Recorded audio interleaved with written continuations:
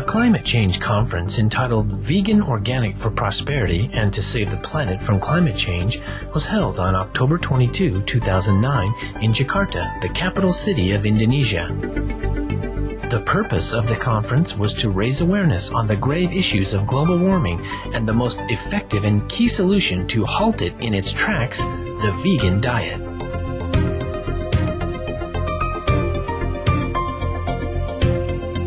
Participating dignitaries included Indonesia's Assistant Minister for Economics and Poverty Alleviation, Ms. Sri Hudiastudi.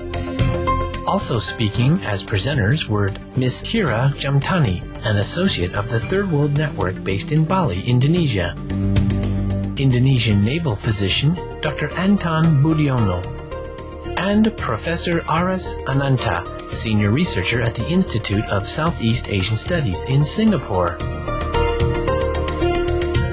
Guest of honor Supreme Master Ching Hai graciously answered questions from the distinguished audience members on topics such as the vegan trend to stop global warming and ways to implement organic vegan farming. We now invite you to join us for part 3 of the 8-part rebroadcast of the video conference with Supreme Master Ching Hai entitled Vegan Organic for Prosperity and to Save the Planet from Climate Change, held on October 22, 2009 on Jakarta, Indonesia.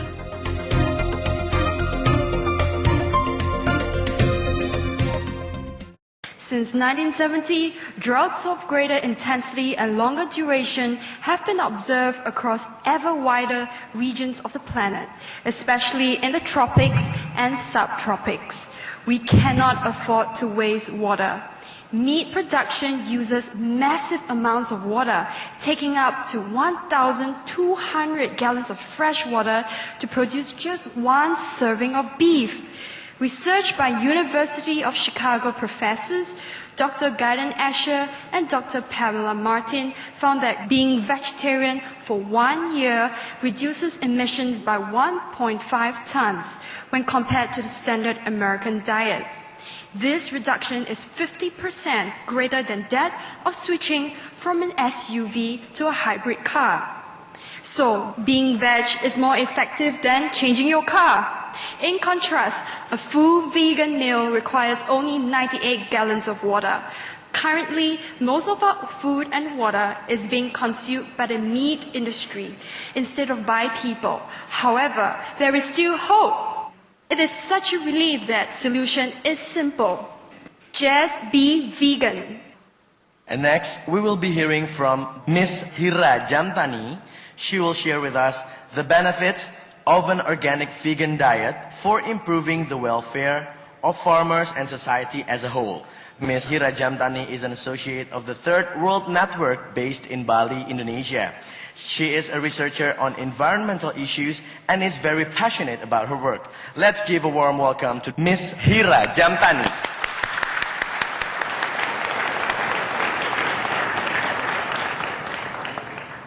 Selamat sore, Om Swastiastu, good evening, ladies and gentlemen, friends. I just want to tell you a very sad story, one of those horror stories that you hear when you go out in the fields and meet farmers, okay? A farmer called Made Jojol in Bali, on this beautiful island where I live, one day had just sprayed his fields with pesticides.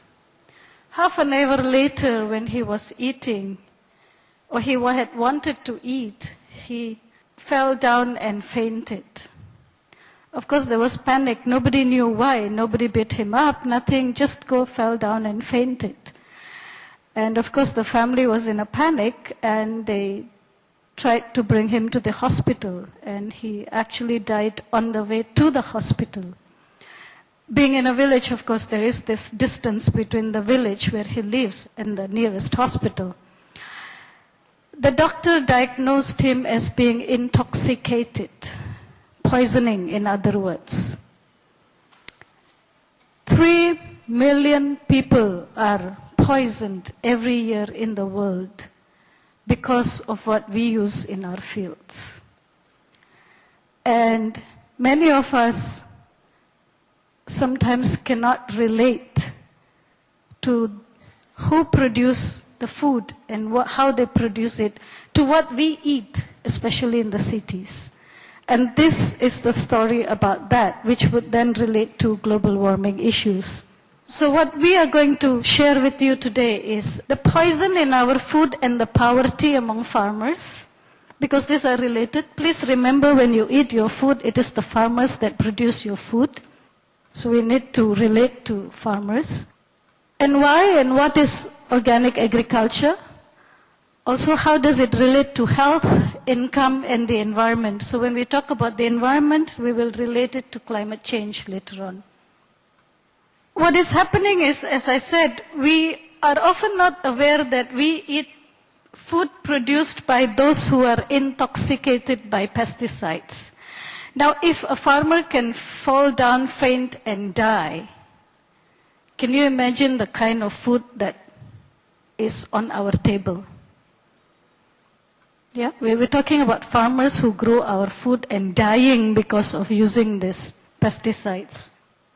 Then also our food is produced using chemicals that do not provide nutrition, although sometimes people think of it as medicine for the plants. It is not providing any nutrition, but it actually poses danger to our body. But most importantly, what we do in this so-called modern agriculture is we are poisoning the very resources that we use for farming, our soil and our water. Not only do we have shortage of water, but that little water available is intoxicated. It is poisoned because of what chemicals we put in the water system. And in doing so, what we do is we are endangering our future generation if they survive the climate change. Okay, we are endangering our future generation because of climate change, and if they survive the climate change, we still have to deal with this poisoning of the resources. So what we have is nobody ever counts, no economist anywhere in the world tells us how much money we spend or what is the loss of people that are poisoned by pesticides. These are pictures of what happened to our farmers when they are poisoned by pesticides. And the residue is even in mother's milk, and the research is here in Indonesia, not anywhere else. Okay, these are the figures that we have. At least 14 million farmers we know are intoxicated, although the potential is about 40 million farmers. And also it has been found that in central Java, women farmers also are prone, 79% more prone to poisoning, to having miscarriage because of the poison. So, as I said, we are also endangering our own children in the process. Now, when we talk to the government and the scientists who developed this, they say, well, but we need more production in order to feed people. The big question is then, why are people still hungry? We saw the video, it was 800 million. This slide was made for more in Asia, and out of that 800 million, 500 million are in Asia, the continent where we live. These are hungry people. And when you see who are the hungry people, you will be surprised that it is the farmers who grow our food that also go hungry. Can you see the logic of the way our economy is having, huh? So 400 million farm households actually go hungry, despite the advertisement on chemical fertilizers and chemical pesticides that this will give you welfare. If they're healthy, then how do you answer these statistics, yeah?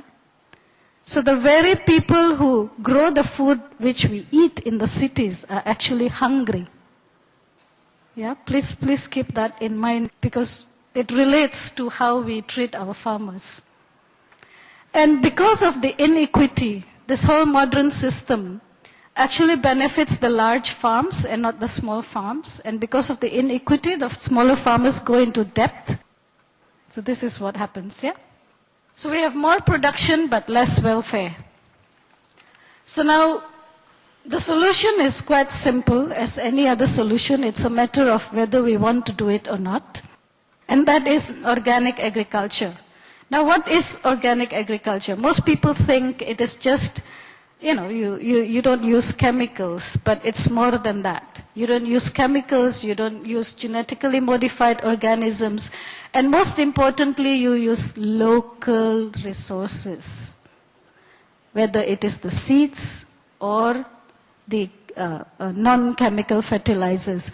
The most important thing is that it is sustainable in the sense that you do not pollute and you do not use the resources unnecessarily.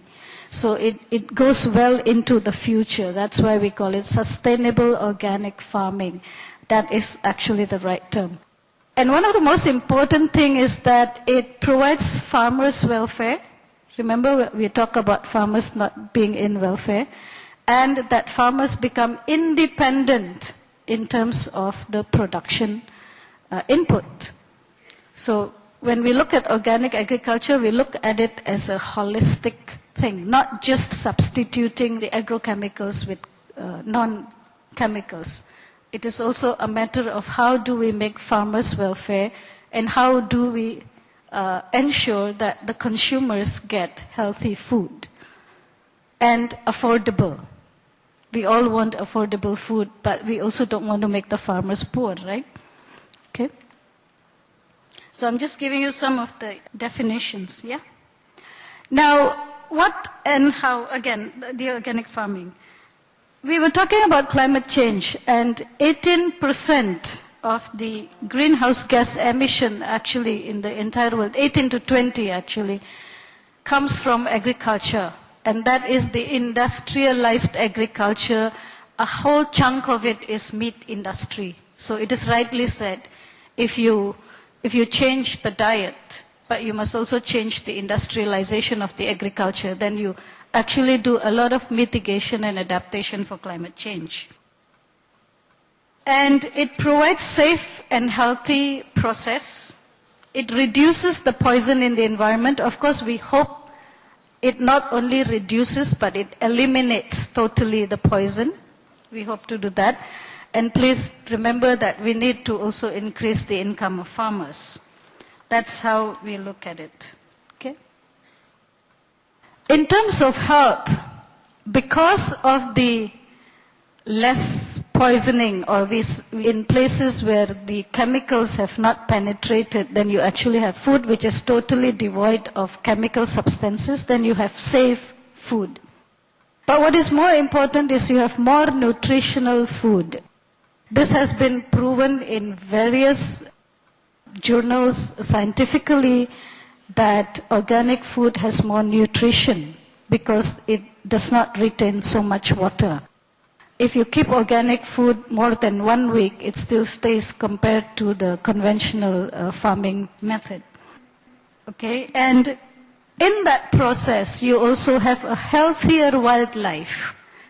In Europe and in the US, people are having trouble now because many vegetables and fruits are not well developed because they have lost the insects that are supposed to do the pollination. And why do they lose these insects? Because they have sprayed pesticides everywhere. I will give you the example of durian.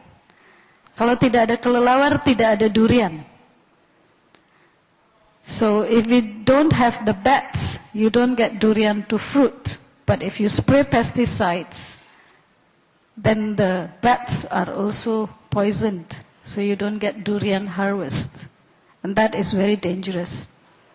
Unless you do it, of course, you put the pollen into the durian flowers. Kalau di bahasa Indonesianya jadi dikawinkan secara manual gitu, baru bisa. Tapi kalau tidak, kita perlu kelelawar.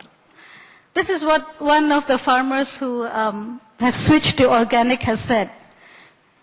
He actually said that now we know we need healthy food. And when we produce healthy food, we as farmers are also healthy. People are always telling me, can you really live on organic farming? Can Indonesia survive on organic farming? And we see that there are indications, yes, we can, as long as we do it properly. And this is an analysis from Africa, that you see, there's an increase of productivity by 116%, but also worldwide, there's been a research over 20 years worldwide, the cereal yields have gone up from 50 to 200%.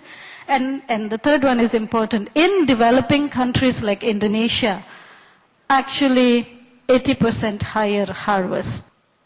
So we do have evidence. As long as you combine the new technology, the agro ecosystem, and you provide independence to the farmers and policy support.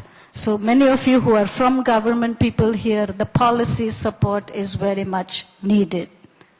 So I'm just giving you an example of what is called the system rice intensification. It uses less water, it's organic based, it uses only local based materials. And if we do this, we actually save water 46%, but also we don't have to open up more lands for rice. You have less land, but more productivity. This is the environmental benefit. We retain biodiversity and we retain wildlife. One of the things that surprised me when I saw the fruit plate is, of course, the imported fruits on that plate. Okay? Because many of us have lost the taste for the diversity of fruits that we have because of the way we produce food in a monoculture way, which then includes the chemicals. So when you go back to organic agriculture, you also create a bigger base for other seeds. I've seen it in Bali. When we tell farmers to go back to organic agriculture, the old seeds survive. They start collecting the old seeds. And these seeds are actually adapted to climate change. They use less water and all that. You don't have to do a big experiment in the lab. You actually talk to the farmers and they tell you which seeds are available. This is another study in the Philippines. What we are going to say is that it is not just the income, but the fact that farmers are more organized and they become more independent. That's why I use the word welfare. It's not just about eating, but it's about feeling that you are at the right direction in life. And I think that's important. Okay, so my message is that when we, aside from making sure that the soil is healthy, we also need to make sure that the food growers are in welfare, which creates welfare for ourselves.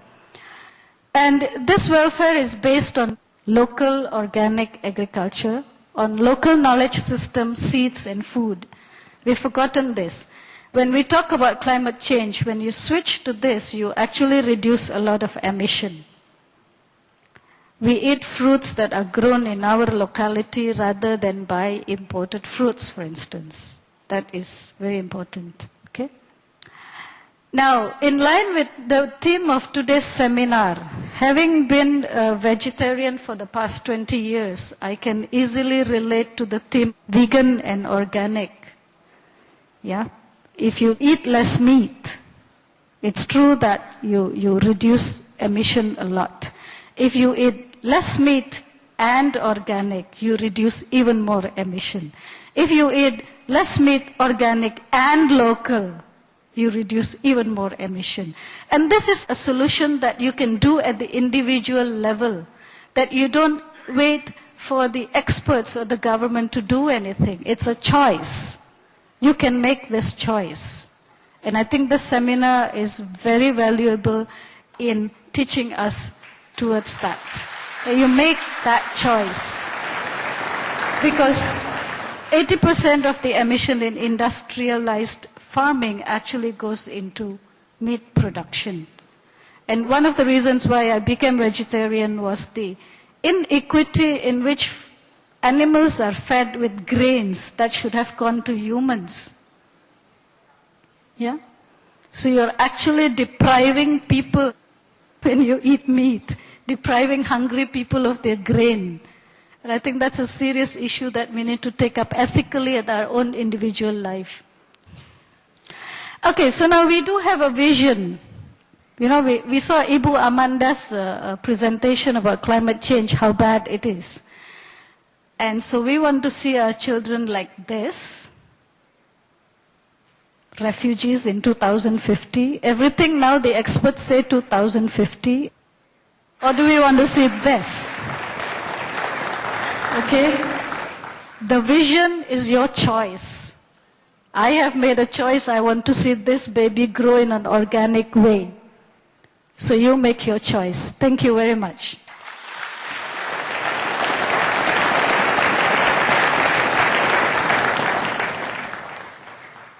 Thank you, Ms. Hira Jamtani, for sharing with us your valuable insights. Ladies and gentlemen, we are delighted and honored that you have set aside some of your precious time and joined us today to learn more about threats, the causes, and the most effective solutions to curb climate change.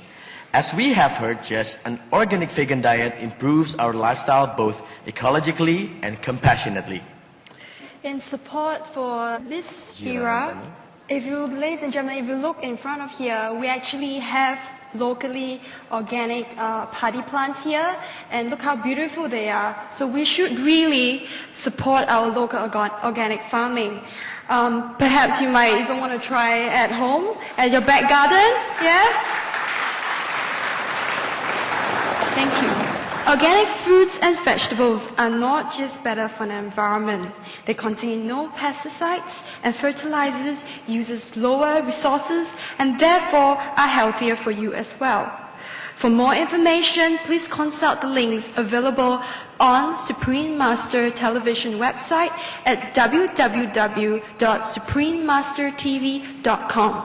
There is abundance of free information available on the internet that is compiled by research of world-acclaimed scientists and reputable organizations.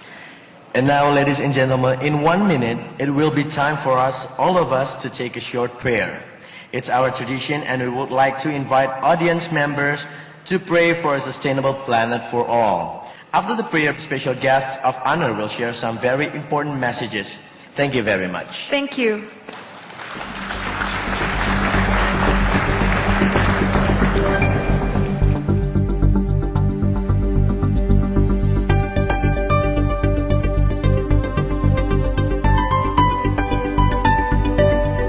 Ladies and gentlemen, distinguished guests, and worldwide viewers, welcome back to our seminar, Vegan Organic for Prosperity and to Save the Planet from Climate Change. We need to raise awareness amongst all people, both here in Indonesia and around the world. Let us spread the word to our friends and relatives. We pray that many more will join us in changing their daily eating habits and adopt a frugal lifestyle. If everyone on this planet makes the effort and changes, food shortage problems will be greatly solved and greatly accelerating our planet's healing process. Time is crucial. We must all do our part to save the planet. Being vegan is not only for prosperity and posterity, but it is also very healthy for us. It gives me great pleasure to introduce our next speaker, Dr. Anton Budiono, who, as a medical doctor, is someone who cares very much about both our health and the health of our planet. Dr. Budiono graduated from the University of Indonesia in 1986. He is a Navy doctor and an expert in natural therapy. His talk today is titled Vegan Raw Food as the Best Alternative Diet for Humans' Health. Let us welcome Dr. Anton Budiono.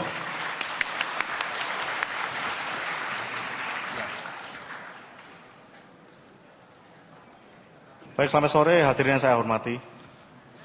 Saya akan membawakan beberapa keuntungan yang menjadi vegetarian dipandang dari aspek kesehatan.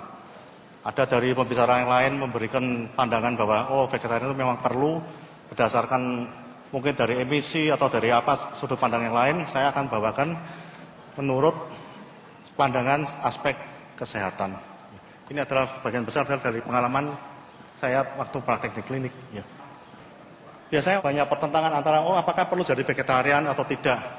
Demikian juga saya waktu belum jadi vegetarian, perlu enggak kita jadi vegetarian?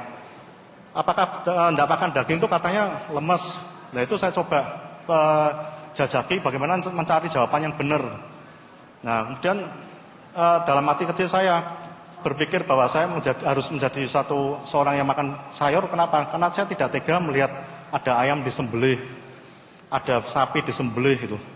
Zaman mudanya suruh kerja, tuanya bukan dipiara dengan baik, malah disembelih. Saya rasa itu kan tidak adil.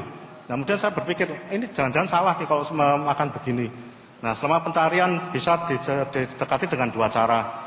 Dengan sains, dengan basic agama. Yang saya ikuti adalah, kebetulan saya adalah seorang Katolik. Saya coba baca, cari apa sih sebenarnya jalan hidup yang benar mulai dari aspek makanannya. Nah, kemudian di Alkitab saya temukan bahwa dilihat dari awal penciptaan, kalau kita kembalikan ke arah penciptaan kita, yaitu Tuhan kita, ya pasti benar kan, logikanya begitu. Nah, saya baca di situ. Hari pertama apa? Adalah terjadi pemisahan terang dan gelap dulu. Kemudian hari kedua pembentukan cakrawala, yaitu pemisahan antara udara dengan air. Kemudian daratan, dan setelah ada daratan kemudian ada tanaman. Kemudian diciptakan pagi dan petang. Kemudian diciptakan hewan, selanjutnya manusia. Kemudian hari ketujuh adalah Venus. Ini menurut kepercayaan yang saya anut ya. Ini ada di Alkitab adalah pada Kejadian bab 1 ayat 29. Tuhan mengatakan dengan firman-Nya bahwa lihatlah aku memberikan kepadamu, ini kepadamu masih kepada manusia, segala tumbuh-tumbuhan yang berbiji di seluruh muka bumi dan segala pohon-pohonnya yang buahnya berbiji, dan ditegaskan di situ itulah yang menjadi makananmu. Ya, jadi di sini sudah tegas bahwa inilah jadi makananmu adalah nomor satu adalah buah-buahan dulu. Nah, kemudian selanjutnya pada Kejadian bab 3 ayat 18, semak duri dan rumput duri yang akan dihasilkan bagimu, dan tumbuh-tumbuhan di padang akan menjadi makananmu. Jadi setelah pertama dikatakan buah-buahan, kedua adalah sayur, karena di sini sebenarnya adalah tumbuh-tumbuhan. Jadi kesimpulannya adalah bahwa sejak awal penciptaan sudah diciptakan manusia adalah menjadi makhluk vegetarian. Gitu. Ya, kemudian setelah ada terjadi pembunuhan, darah tertumpah di bumi, lah saat itulah manusia jadi ganas. Mulai ada pembunuhan, darah tertumpah di bumi, termasuk juga mulai makan hewan. Ya, kalau zaman sekarang paling gampang ya dilihat lah. Banyak yang makan yang namanya 4B ya. B1 itu apa sih? Saya dulu tidak tahu. B1 ternyata itu biang. Ternyata anjing dimakan. Wah, ngeri, dengar begitu. Karena saya tuh pencinta anjing. Kedua ada B2. Apa sih B2? Babi ternyata tuh. Ya, babi makan babi. Kemudian anjing dimakan. Ketiga bahwa ternyata bayi itu juga dimakan. Ya, keempat lagi. Ada yang tidak makan babi, tapi ya waktu maaf ya saya bilang babu dimakan, ya kan kacau lagi. Jadi ruwet. Babu dimakan, ada bujang, babu diterjang, ya udah susah lah. Makin lama makin ngacur manusia itu. Karena sejak awal sudah tidak menuruti apa yang sudah ditetapkan oleh yang kuasa itu ya. Nah, ini kita pandang bahwa tadi mungkin sudah diantarkan oleh pembicara dahulu bahwa industri peternakan itu menyumbang kira-kira sekitar 18-20% dari total emisi yang diproduksi oleh manusia. Kemudian transportasi adalah sekitar 13%. Nah, dari sini ketahuan bahwa sebenarnya sumber utama bukan emisi dari karbon dari pembakaran mesin, tapi justru pada industri peternakan yang akan menyediakan kita ketersediaan daging hewan. Nah, tadi juga sudah diumumkan juga bahwa mengurangi konsumsi daging dengan memperbanyak konsumsi produk pertanian adalah salah satu cara agar kita bisa menyelamatkan bumi. Jadi kita sudah hanya final countdown, makin lama makin turun, tinggal habis. Cuma moga-moga kita yang jadi vegan itu selamat semua. Ya, karena ditolongi yang kuasa itu. Ya, kan kita tidak tahu ya. Sehat. Tapi kalau sehat otaknya benar ya, moga-moga doanya diterima ya. Nah, sekarang saya masuk sedikit ke bidang kesehatan yang saya dalami. Bahwa manusia itu sebenarnya paling gampang dilihat dari kalau sakit apa, kalau sehat apa. Ya. Kalau dikatakan sakit itu ditemukan bahwa pada pemeriksaan darah atau urinnya dia pasti bersifat asam. Nah, asam itu apa? Kalau di ilmu kimia bahwa 7 netral, di bawah 7 adalah asam, di atas 7 adalah alkali. Hampir semua pasien kanker yang saya temui pH-nya pasti 4,5 atau 5,5. Jadi jauh di bawah pH ideal yang dikatakan sih adalah 7,35 sampai 7,45. Termasuk juga penyakit-penyakit yang katanya kronis tidak bisa disembuhkan. Itu kuncinya cuma satu. Jadikanlah darah Anda alkali. Lah caranya gimana? Gampang. Yang asam kita singkirkan, yang basah kita tambahkan. Kan cuma gitu. Dan nanti berjalan dengan waktu dia akan memutar roda yang katanya sakit itu menjadi sehat kembali. Ingat bahwa manusia itu adalah suatu komputer, super komputer yang luar biasa pinternya. Kasih makan yang benar, selesai. Dia akan ngatur sendiri semua. Cuman kalau di sini peran seorang, kalau tenaga kesehatan yang bidangnya herbal, hanya bisa mempercepat proses. Artinya apa? Kalau sakit liver jadi vegetarian sembuh, cuma lama. Tapi dengan adanya tenaga herbalis ini kita bisa, herbal ini spesial untuk liver, untuk membantu organ lain, itu bisa kesembuhan dipercepat, sangat dipercepat. Tapi kalau nggak kenal dokter udah nggak usah, tinggal vegetarian aja pasti sembuh kok itu. Tinggal tunggu waktu dan percaya, ya percaya, ya saya akan sembuh dengan begini. Ya. Oh bilang penyakit kanker, katanya penyakit yang tidak bisa disembuhkan, ya sini tak kasih waktu 3 bulan, mesti baik. Ya, itu tadi pesan saya di sini, tolong jangan makan yang asam, jangan makan daging. Kemudian makanan yang diolah dengan minyak dan dikeringkan itu pasti asam.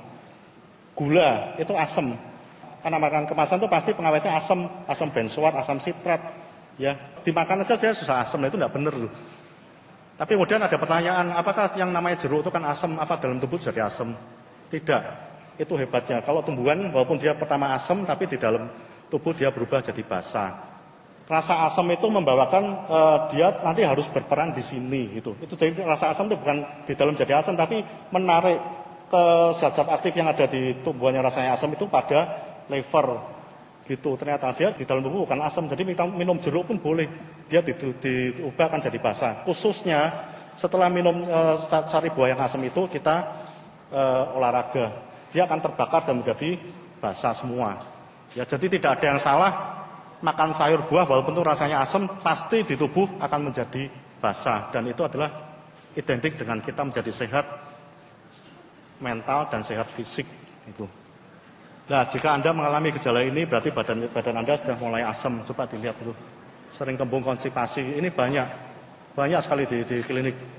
Cuman penyakit kayak gini tapi muter-muter dokter berapa orang nggak pernah ada yang sembuh. Cuman sekedar kembung konspirasi padahal obatnya gampang banget. Jadi vegetarian selesai dalam waktu 3 minggu biasanya. Nah ini berat badan terus nambah. Situasi pasti asam di dalam tubuhnya. Ya. Kemudian sering flu, batuk pilek.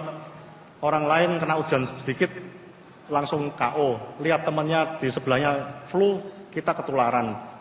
Nah yang benar kita kena hujan 1 jam harusnya tidak apa-apa. Kerja sampai jam 12 malam itu juga tidak apa-apa itu berarti dia badannya biasanya sifatnya itu basah.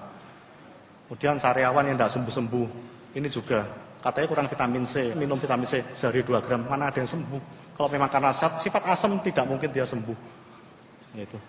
Kemudian udah lelah kurang energi ini juga, jadi bangun pagi bukannya seger, tapi lihat bantal pengennya masih ambruk terus, saya mau pengen tidur. Nah berarti badannya itu pasti asam gitu. Ya kulit terus bermasalah. Oleh merah-merah atau suatu penyakit namanya psoriasis, eksem itu. Ya kalau psoriasis katanya tidak bisa sembuh. Nah padahal dengan rubah pola makan sembuh. Itu antara 3-4 bulan sembuh dia. Kemudian alergi kronis, hipertensi itu. Hipertensi juga dalam waktu 3 minggu. Kalau vegetarian vegan mesti sembuh. 95% itu. Kemudian kolesterol, asam urat, gula darah tinggi ini juga.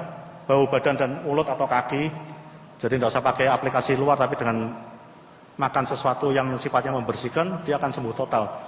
Dan sifatnya adalah permanen, sembuh, benar-benar sembuh. Kemudian nyeri sendi dan otot, terutama pada waktu bangun pagi. Bangun, kemudian rasa kaku semua, badannya mau gerak susah, itu berarti badannya pasti asam.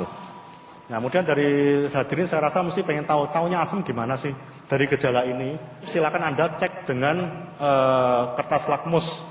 Lakmus itu kalau dicelup ke tempat asam dia warna merah, kalau basah dia warna biru. Nah pagi buang air kecil, kalau sudah punya kertas lakmus itu, buang air kecil. Pada midstream, jadi yang urinnya yang tengah itu tampung, kemudian dicelupkan. Warnanya apa itu? Kalau warnanya merah kita pasti asam. Nah silakan sakit.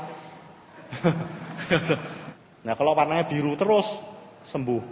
Tunggu waktu, pasti akan baik itu. Nah ini makanan pembentuk basah, semua sayur buah adalah pembentuk basah plus mineral, ya.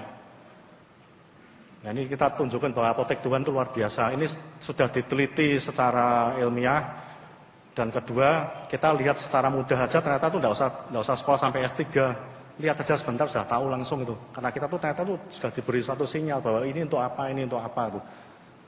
Apotek Tuhan sungguh menakjubkan. Nah, lihat potongan wortel nih. Seperti mata tuh kan.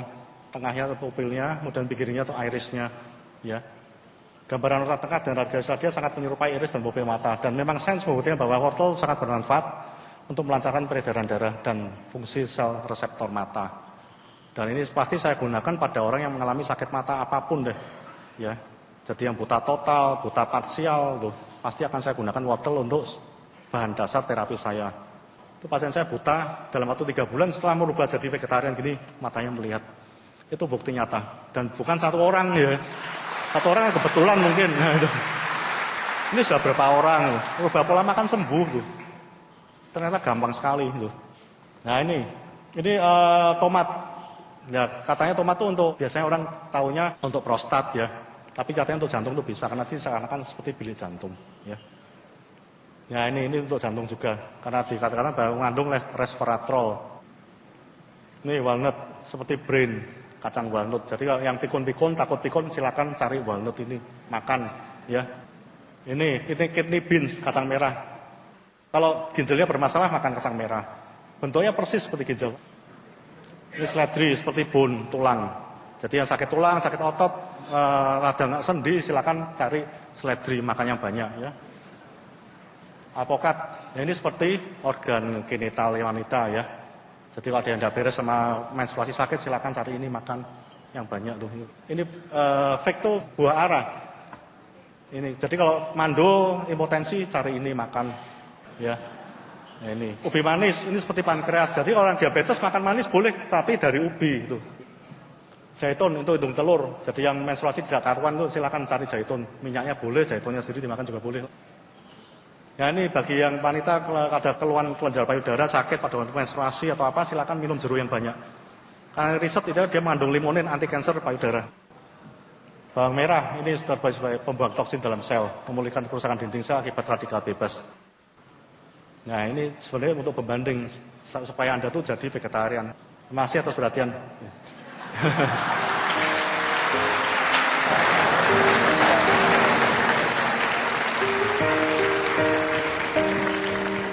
Thank you, Dr. Budiono, for your enlightening presentation.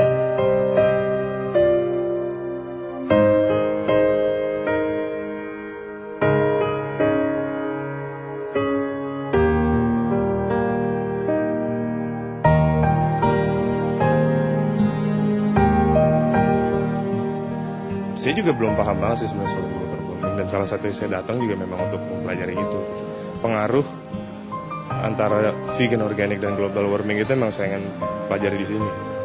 Kerja di entertainment itu jam waktunya nggak jelas ya, dan itu harus ditunjang sama asupan makanan yang benar gitu. Ya mungkin dengan vegan organic ini bisa menunjang kerja saya juga. Sekarang kayaknya masyarakat harus lebih pikiran terbuka ya untuk hidup sehat. Hi, I'm Fedi Nuril, I'm an actor. Be veg, go green, and save the planet.